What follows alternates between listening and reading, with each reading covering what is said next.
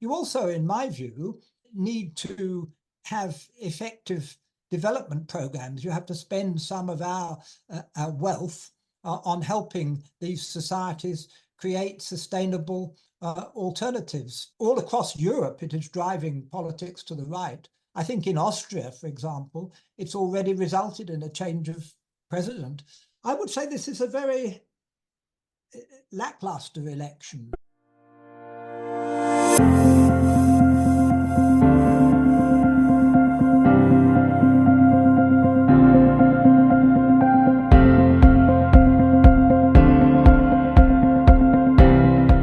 Hello and welcome back to The Focus.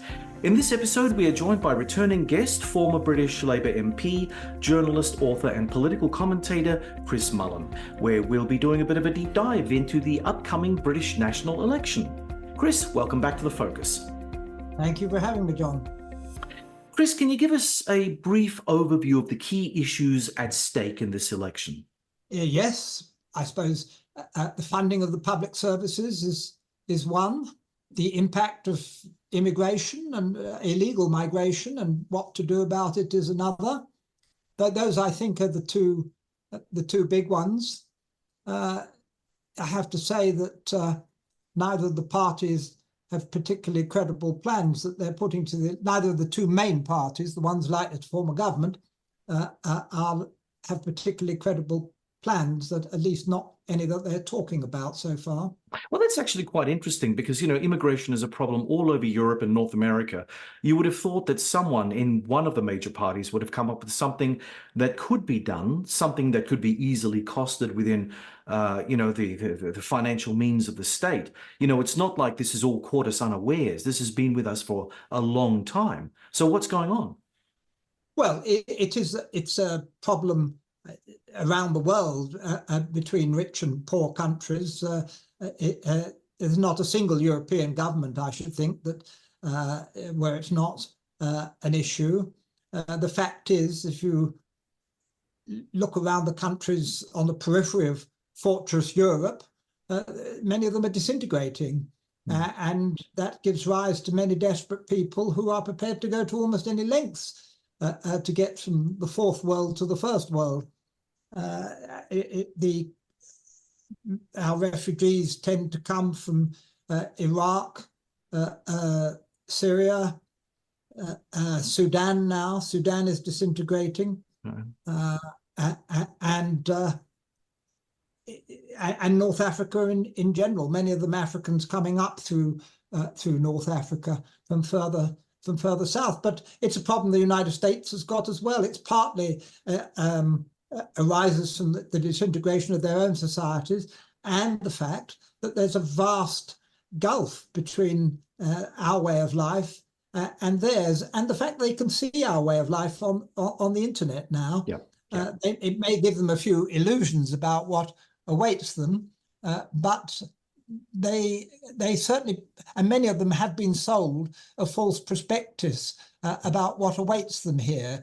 They've been sold it by very unscrupulous people traffickers. So those are kind of the issues as regards immigration. And I don't think anybody has an easy answer to it. There are politicians who go around saying they've got an easy answer to it, but that's not quite the same thing.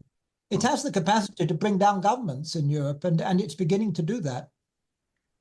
The interesting thing is, and I've been on this immigration debate issue here in Australia. Look, we understand that we have borders, and it's part of the Westphalian system of nation states that we created hundreds of years ago now.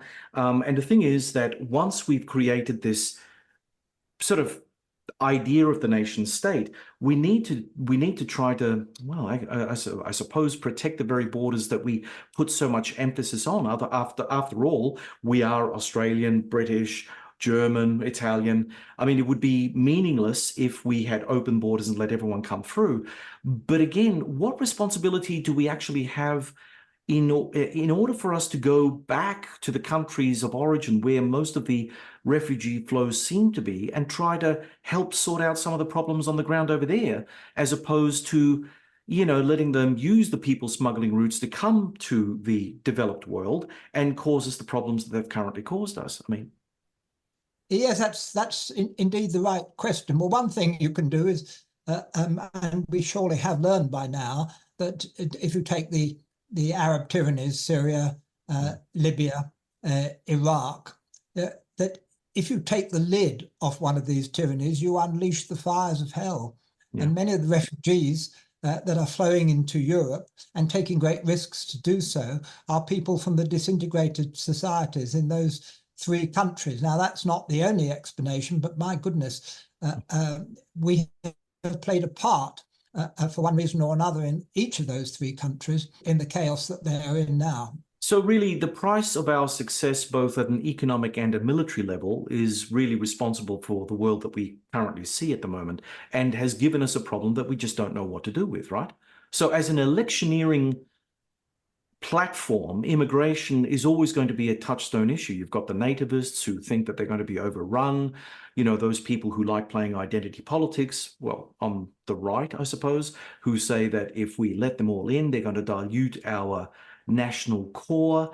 It gives people a sense of deep unease. And I don't know whether a political party in the West, but certainly not in the UK or in the US, dare I say, or even in Australia, have any easy answer to this. I mean, we've been talking, as I said, we've been talking about immigration as an issue now for a long time. And it seems almost bizarre that we don't have the best and the brightest trying to work another system in order for us to get a balance between what's good for the nation and what's good for the world more generally. Yes, so you have to open up some potential legal routes for migration. You also, in my view, need to have effective development programs. You have to spend some of our wealth on helping these societies create sustainable alternatives, perhaps functioning market economies. Now, in the UK, certainly until 2010, we, along with some of our allies in Europe, we were quite good at that. But ironically, I suppose, those who are strongest against immigration are also against any form of international aid. The one thing that has changed in recent years, we set up, in the UK, it was only a small part of the solution, I accept, had a very effective Department of International Development, which was one of the few areas in which we did, to use a phrase beloved of super patriots, punch above our weight. We weren't on our own. We were allied to a number of other of the more enlightened West European countries, and we did make a difference in some of those countries. But DFID, the Department of International Development, has been closed down by the current membership and merged with the Foreign Office, and it's just become part of the spending of other departments now. And we had gone in previously to great lengths to try and separate the two, for the very good reason that in years gone by, and perhaps again, aid money was being abused to promote trade, and some of it's finding its way into the Defence Department, and that now a lot of it's going into the Home Office. So we're not doing much of that anymore. And I think it'll be some time before we can put it all back together again, if we can. But that's only a small part of the solution. I don't pretend it is the solution. As I say, another issue would be not interfering with other regimes where you can avoid it. Some things we can't avoid. I mean, if you take Syria, for example, there was a considerable popular uprising against the Assad family. We certainly encouraged them. Some of our leaders' pronouncements encouraged them to think that they could overthrow the regime. Now, I suppose the one thing we do know about those regimes is that they will go to absolutely any lengths to retain power. And it was irresponsible, in my view, to pretend that it could be easily overthrown. It would be a wonderful thing if it could. And then the other thing, of course, the other illusion under which we've lived is that there's some sort of civil society waiting to take over when one of these regimes falls. Well, the thing about your Gaddafis and the Saddam Husseins and the Assads is that they've already murdered most of the opposition, or at least chased them out of the country. And so there isn't much of a civil society waiting to inherit. All right. So, Chris, I mean, looking at the upcoming British election, what is Labor promising that is significantly different in terms of its immigration solutions, policy solutions, if you will, from what Rishi Sunak is putting forward? I mean, if this is going to be one of the touch button issues, I mean, there has to be some difference, although I suppose the difference would be difficult to actually surmise because we both Labor and the Conservatives live in a neoliberal economic environment where it's all about cost cutting, reducing government waste, however they decide to, interpret that. Is there any major difference between the two parties in terms of immigration? Well, one thing Labour is saying, of course, is that they'll be far more efficient in processing applications for asylum. And it's quite true, a very large backlog has built up under the current management, and then that they'll be more efficient about returning those who don't have a valid claim. The problem with that last point is that you can only return people to countries where there are governments willing to receive them. Now, there are some such countries, Albania, for example. There is already an agreement with Albania, which seems to be working. Vietnam, we have, but you couldn't send people back to regimes where they'll either be arrested and mistreated, or indeed which won't receive its illegal migrants. So there are some things you could do that we don't do very well at the moment, but that doesn't get us around the problem that many of the people making it to our shores, and this applies all over Europe, are fleeing the disintegration of their societies, and they're prepared to take almost any risks to lead a different life. And all across Europe, it is driving politics to the right. I think in Austria, for example, it's already resulted in a change of president. And there's tremendous pressure in France and Germany as well. So it is an extremely difficult issue, and responsible politicians really need to talk openly about it and not pretend that they have some solution that has so far eluded us. You certainly could make the process more efficient, and I expect that another government in this country will do so, but you can't solve it. Okay, so Chris, let's get back to the main candidates, Rishi Sunak and Keir Starmer. What are these candidates' main strengths and weaknesses as far as you're concerned? What are the things that really make them, worthy of the title Prime Minister? Of course, I'm slightly biased. Rishi Sunak is the fifth Conservative Prime Minister in these last 13 years, and there has been a very rapid turnover of ministers for one reason or another. Some departments have had 12 in 13 years. So they were running out of options, and Rishi had the good luck to be heir apparent when the previous Prime Minister, who lasted only, I think, 40 odd days, Liz Truss, fell from power. And he became Prime Minister without even a contest within the Conservative Party. He's quite a bright man. He has no empathy with ordinary mortals, and his life thus far doesn't suggest he's had that much contact with ordinary mortals. He's obviously from a very wealthy background, and my feeling about him is that he's on a journey between Bombay and California, and he's just stopped off to governors for a few years. I predict that after his downfall, which will come about on July the 4th, within a year or two, he'll be living in California. I may be wrong about that, but that's, I think, likely. Now, the Labour leader, Keir Starmer, is making a great virtue of being tough and so forth, and he's certainly been tough on his own party.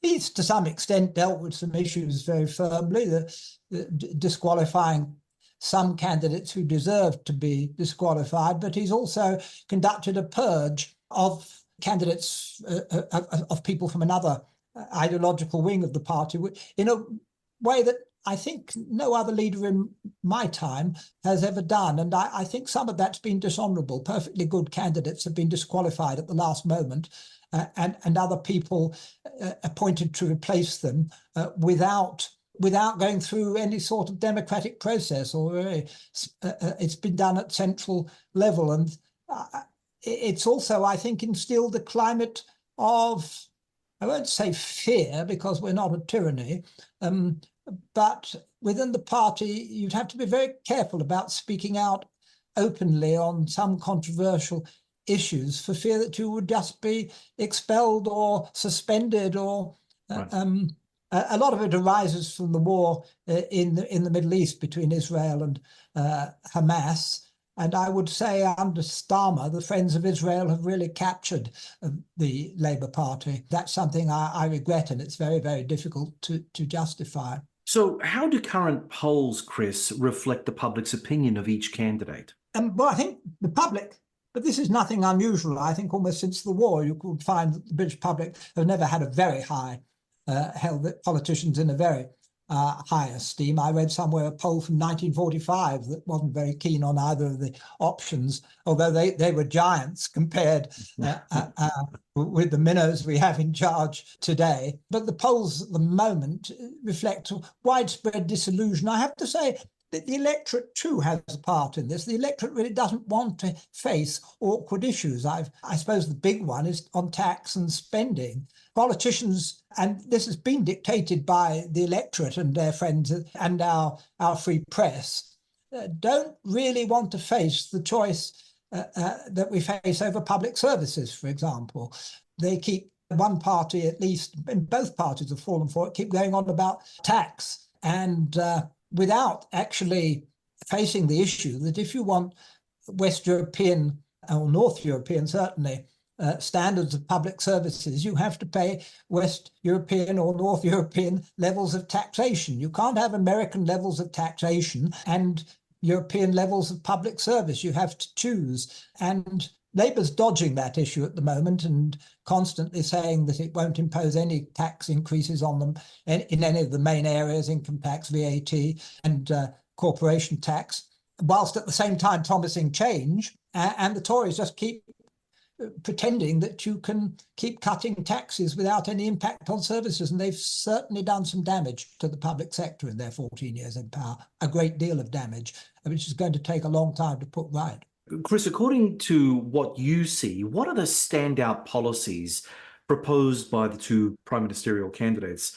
So what's Sunak versus Starmer all about in terms of their approaches? Do they differ a lot? I mean, I know from an Australian political position, you know, generally speaking, Labor will always tax and through the taxes fund different programs. The coalition, or our version of the Conservatives, we tend to go the economic rationalist route and we cut everything to the bone. Are we seeing a similar dynamic in the UK leading up to the next election? Not entirely. I would say on Labour's side, they're completely silent about the options. They just are not bringing it to the attention of the electorate. It's going to have to be brought to the attention sometime because we've got local authorities, including Conservative ones, on the edge of bankruptcy. One or two have gone bankrupt. On the Tory side, they're just engaging in fantasy politics. They're announcing things that they know they'll never have to implement, A, because they won't be in office, and B, even if they were, they couldn't implement. So, for example, whilst demanding endless cuts in public spending, they're promising much higher spending on defence. That's the one thing that does get the Conservatives going. Yeah. That and the police usually, although they've cut the police too. And they've cut defence actually whilst they've been in, though it's going up now for obvious reasons. The war in Ukraine has sort of reignited the Cold War. But it's completely irresponsible to pretend you can raise substantially defence spending without putting up any, and at the same time cut taxes. And that's what they are doing. But it's fantasy. They just know they won't be in office after July the 4th.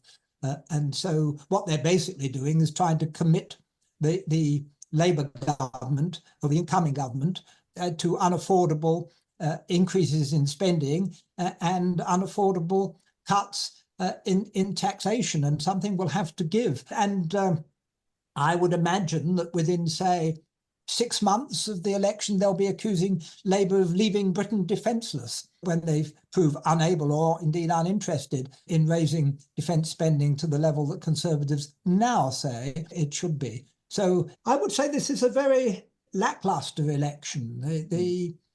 Both parties are closely shadowing each other as far as they can. Labour's certainly shadowing the Conservative Party, and some of the real issues are not being addressed. I predict that the turnout will be very low because the electorate are aware that there's not an enormous difference between the two parties in reality. And there will be lots of young people, a younger generation, who just don't think the issues that they care about, that will be relevant to them and their families in years to come, are being addressed, and they are not wrong about that. Okay, well, let's swap gears here and look at the parties themselves. What can you say about the internal dynamics of the Conservative Party and the Labor Party? I mean, obviously, Labor looks very strong. They must be really quite united behind their man Starmer in a way that Conservatives probably aren't with regard to Sunak. Would that be correct? Well, Starmer, of course, looks like a winner now. Sunak looks like a loser. So that's not entirely surprising. The Tories are very good at uniting behind anybody who looks like a winner. Yeah. But they've got big problems, bigger problems than any I can remember, because there is now a party to the right of them. That hasn't been the case really before. And that is this Reform Party headed by a populist, a rather unscrupulous but very articulate populist called Nigel Farage.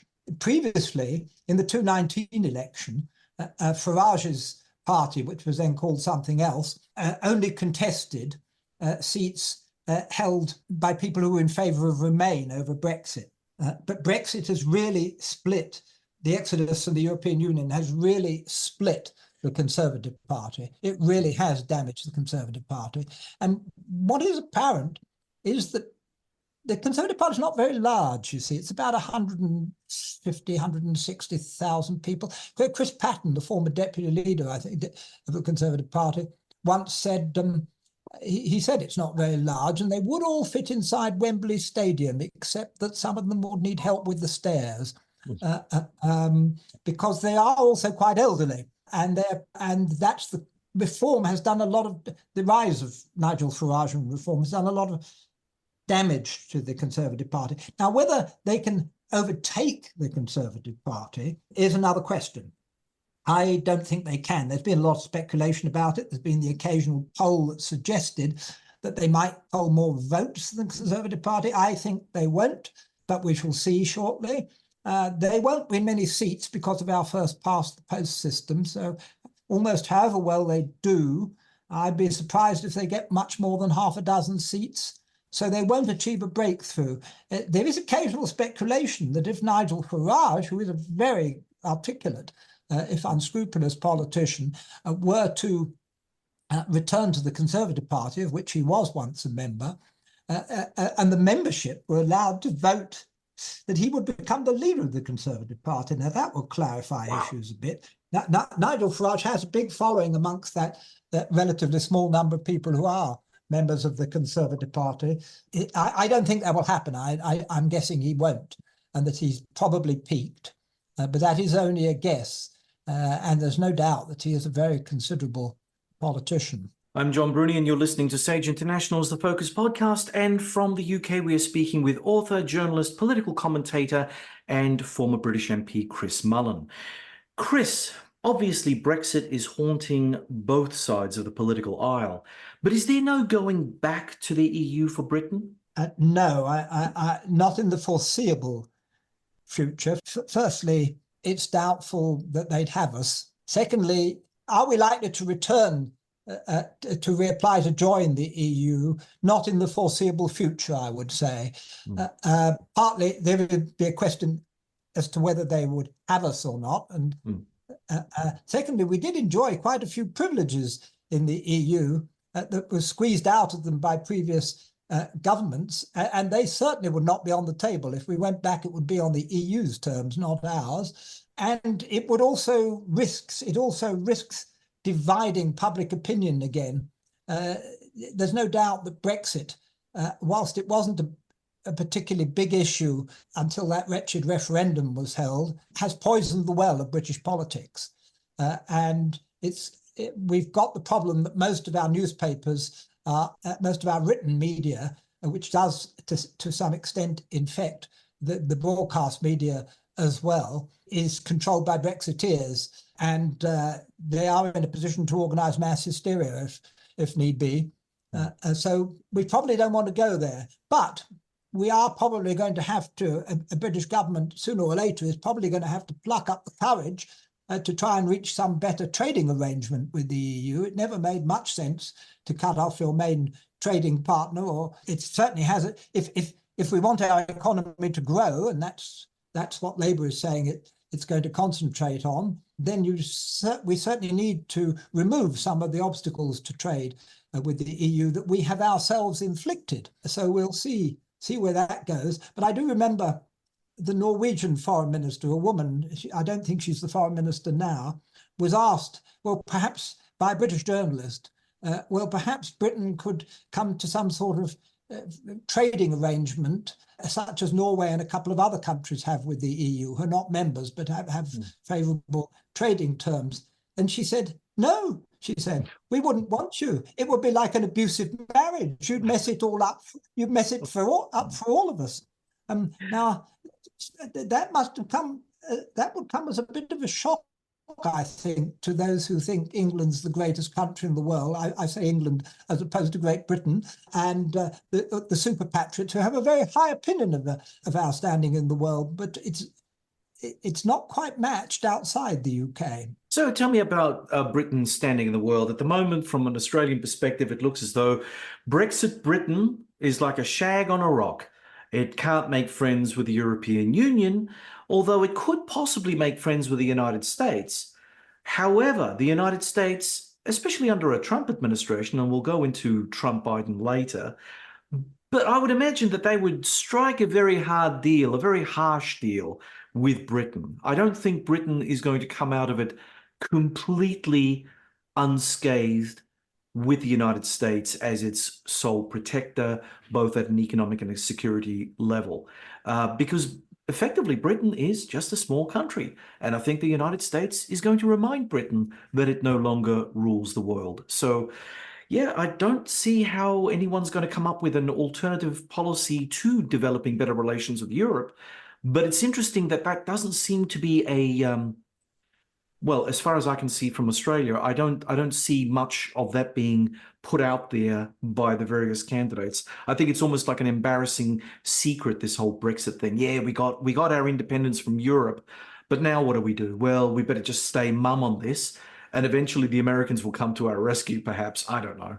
Well, Brexit was certainly sold in part to the British electorate on the basis that we could very easily come to a trade agreement with the United States, although Obama, who was president at the time, did explain to us that we'd be well down the queue, but nobody listened.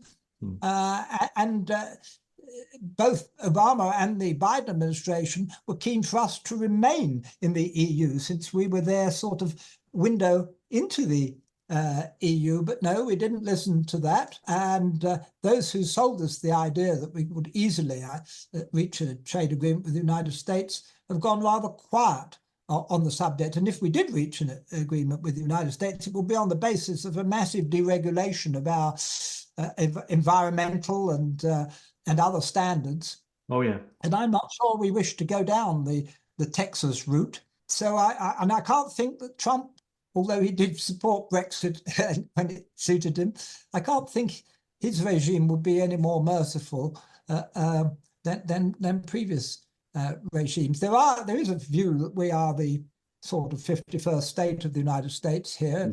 That hasn't always worked to our advantage. It does drag us into America's wars. One can't overlook the fact that they did come to Europe's rescue in the Second World War and indeed in the First World War. So we do owe them for that. But we have been dragged into a lot of unnecessary wars, not least Iraq, in recent years, with consequences that we all know about. Well, I mean, I have to say, as an Australian super patriot, I will say one thing, and that is that we're in great competition in the UK and Australia for being at the coveted 51st state of the United States level. But anyway, that's another story entirely. So how is the war in Ukraine figuring in the election campaign? Well, it's not really. There's no real difference between the two parties. The official position of the two parties, and indeed of Europe as a whole, is that we need to back the Ukrainians against Russia almost wherever it leads. There was a minor flurry the other day when Nigel Farage said that one of the reasons for the war in Ukraine was that NATO was attempting to bring Ukraine within its orbit, and this is what had provoked the Russians into invading. And he was careful to say he didn't support what Putin had done, but he's not entirely wrong about that, actually. One has to whisper it very quietly. But the Russians were repeatedly, we know that Russia's a great paranoid monster capable of doing unspeakable things. We know all that. But when Gorbachev withdrew from Eastern Europe, he was repeatedly assured, and the assurances were repeated to other Russian leaders too, that NATO would not seek to exploit that. But of course, as soon as the Russians were out the door, we signed up all the East European countries. And then it began to look as though we were trying to sign up Ukraine too. And that's basically what tipped the balance, I think. It gave the Russians, it provoked the Russians to behave as they are now behaving. I think any compromise solution, if a compromise is possible, would have to include guarantees that Ukraine, whilst it might join the EU, could not join NATO, and that no American troops should be stationed there. Of course, at the moment, given the very high price the Ukrainians have paid for resisting, they wouldn't be very keen to hear any compromise that lost them territory in the East, say. But it may come to that, of course, if Trump's elected. Trump could well dictate the terms of a ceasefire in Ukraine. And the Ukrainians would probably have to go with it, whatever happened. I mean, it would cause great turmoil. Well, the other alternative is a potentially very long war. So neither of the options is a particularly attractive one. Yeah, I don't know. I mean, honestly, I could go on forever with regard to the rights and the wrongs of the whole Ukraine war, but time will always beat us to it. So what I'll do is I'll continue on by asking you about the other war.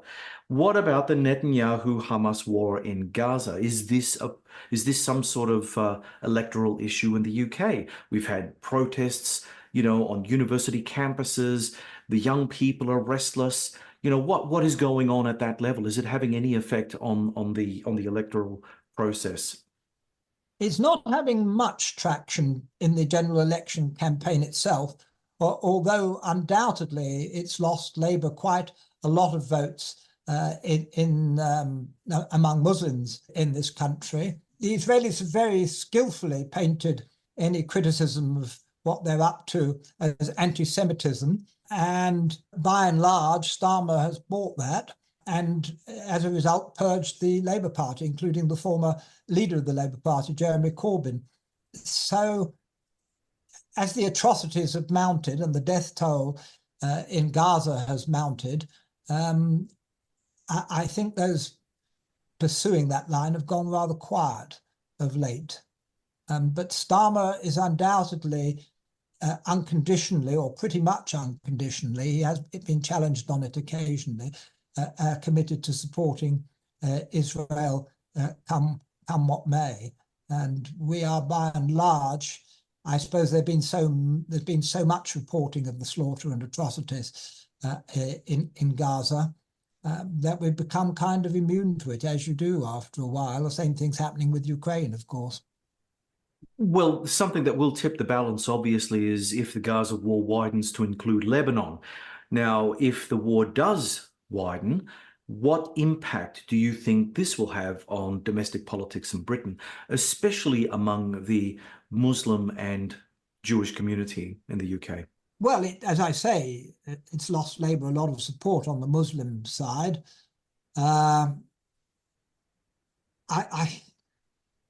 I think it's probably something we shall probably end up backing the Israelis again under the current. If Starmer were Prime Minister, I mean, we might express a bit of concern at the scale of the slaughter, but I get the impression that both parties are unconditionally backing the current management in Israel. Israel, incidentally, I mean, what's happening in Israel is a good example of what happens when you have a very pure PR system, electoral system, where very small parties with a very small percentage of the vote hold the balance in their parliament and in their government. They're actually in the government. But Israel is an apartheid regime, in my view. It's very easy to demonstrate. I've heard South Africans saying it's much worse than anything that previously prevailed in South Africa. And you can see what the Israelis are doing in the West Bank, never mind in Gaza. There are streets in the West Bank where the front doors are welded up so that the Palestinians who cannot access the street outside from their houses without going down some back alleyway. I've never, it's extraordinary. And yet the world turns a blind eye to it. Well, out of the frying pan into the fire, Britain's global security position through AUKUS is exceptionally ambitious, considering the cost involved in running an expanded and modernised defence force. Does London have what it takes to fund a bigger military and modernise schools, the National Health Service, roads and welfare? No, self-evidently it doesn't. And but I've no doubt that we probably will put more money into defence, and to some extent we needed to do so because of Russia's behaviour. But no, something will have to give. And Britain still thinks of itself as a world power, at least many. Certainly the patriotic, the self-styled super patriots think we're a world power. And of course, we haven't been for a very long time, probably since Suez. And they're very nostalgic for that. But there is no going back. That's part of what underlies the Brexit vote. Nostalgia for the days of empire. And the fact is, we're a medium-sized country with a medium-sized economy that, well, no longer really punches above its weight. I think we did for a while after we ceased being an empire, but I'm not sure we do now. We're widely regarded, I may misunderstand this, as having made quite a big mistake from our own point of view by many of our neighbours. I quoted to you a moment ago the Norwegian foreign minister saying that we wouldn't want you back in we wouldn't want you to engage in any trade agreement with you because you'd mess it up for all of us, like an abusive marriage, she said. Yeah. Well, some of our Brexiteers must find it very painful to hear how other neutral countries regard us. It's not a good image. No, indeed not. So if Starmer wins, are we likely to see another Scottish referendum on independence? I wouldn't have thought so in the foreseeable future. I mean, the nationalists had their chance, and had they won, even by a fraction, they would have said that's it forever. And since they lost, and they've been demanding another one ever since. And I must say the polls still suggest that not a lot has changed, that one of the nationalist complaints was they've had to live under governments that they didn't elect, i.e. 14 years of Conservative government. Well, that's because half the Labour vote in Scotland defected to the nationalists. And so they can hardly complain about that. I mean, that's perfectly their right to do so. So no, the other big problem with Scotland is when push comes to shove, that the books don't actually balance in Scotland. Yeah. And they would be, at the moment at least, very heavily dependent on subsidy from south of the border. Now, of course, they would reply, oh, well, most of the North Sea oil is ours. Well, yes and no. That's not something that most people would accept. So what are the possible scenarios post-election if, as polling suggests, the Tories are wiped out in an extinction level event? Well, I don't think they will be. I have great confidence in the Conservative Party's survival capacities. It is the most successful political party in Western Europe, and they've been in government for much of the last 200 years. And they control still in this country many of the commanding heights of the establishment. Labour only gets a look in when it gives up on its main purpose for existence and starts cozying up to the establishment, or, as has happened in this case, when the Conservatives have made such a mess of government that even fairly reactionary people recognise that the game is up. And one interesting little bellwether, The Economist magazine. Now, The Economist newspaper, a very good newspaper in many respects, or magazine, is, however, the epitome of free market advocates. And they wrote this, I've jotted this down, on July the 8th last year. Britain has been poorly governed for 13 years. Each chart of Britain public policy looks roughly the same, that there is gradual improvement from the early 1990s until 2010, i.e. until the Labour government left office, and then things became worse, from rough sleeping to real wages to waiting lists in hospitals. Well, you could add to that list. That was the Economist's verdict on what was then 13 years of Conservative government. And they have recently announced that they are advising a Labour vote. Now, they're probably only advising a Labour vote because the Tories are in such a mess, they need time to clean themselves up. And that might take a decade, I think. And because they consider that Labour poses little or no threat to the established order. But even reckon that's quite a big change. The only way, see, we have a first past the post system, so it's extremely difficult for a third party to break through. And so therefore, I think the Conservative Party will pull itself together eventually. I'm guessing, I wasn't around in 1945, but after the Conservatives suffered a huge defeat in 1945, I'm sure there were plenty of people saying they'll never take office again. And yet they were back in government 6 years later. And in 1997, there were certainly plenty of people going around saying this is the end of the Conservative Party. This is when Blair won by a very large majority. That's right. And I thought at the time they're wrong about that. And by heavens, they were. It took them what, 13 years, but they were back. And now they've been in for another 14 years. And so they're going to lose office. And I'm sure when they've sorted themselves out, they'll be back, unless the electoral system changes in some way. And this is really quite a conservative country. It would require some ballot referendum. And I think most people will continue to vote for the first past the post system, as they did when this issue was last put to them. Chris, last couple of questions. Based on your experience and insights, what do you believe will be the defining moment or issue of this election campaign? Well, the defining issue is undoubtedly management of the economy, and in particular the public services. And Labour is saying that they will not redistribute any wealth, or not very much, but they will rely instead on growth, economic growth, to enable them to fund a repair of the public services. Now, I'm not sure that's a credible position. And I think one of the results, if growth doesn't deliver, and that's possible, it's very low at the moment, then I think disillusion will quickly set in with Labour, and which the Tories will be very quick to, and their friends will be very quick to exploit. We will not be given 13 or 14 years to sort things out as the Tories have been given. It'll be less. And that's the danger. And there's another danger too, that disillusion with both the main parties may become, may lead to eventually to the rise of some sort of extremist party. And there is one waiting in the wings. I don't think it's very likely, because they have to jump a fairly high hurdle. And the British electorate is basically fairly moderate in its opinions. They're not particularly extreme. But that is a danger. If neither of the two main parties can deliver, then you have to look at bleaker alternatives. That, or we have to accept a long, slow decline into insularity and irrelevance, on which we have been embarked for some years. And it remains to be seen whether Labour can turn that round.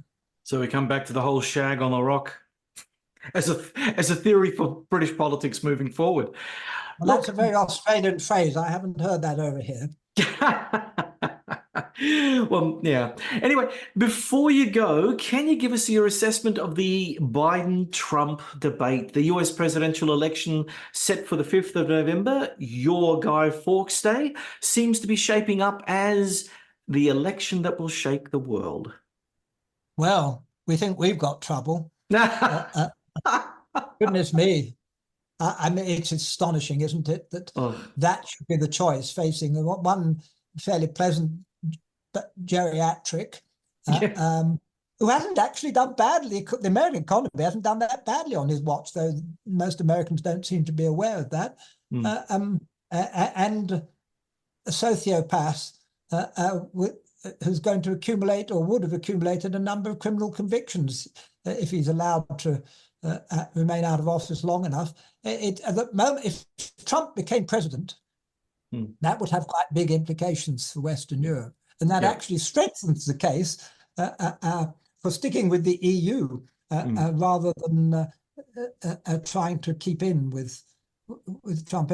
It's a dismal choice, and it will have a big world impact. Supposing the ruler for life in China, Xi Jinping, were to go for Taiwan, that's very possible in the next 10 years or so.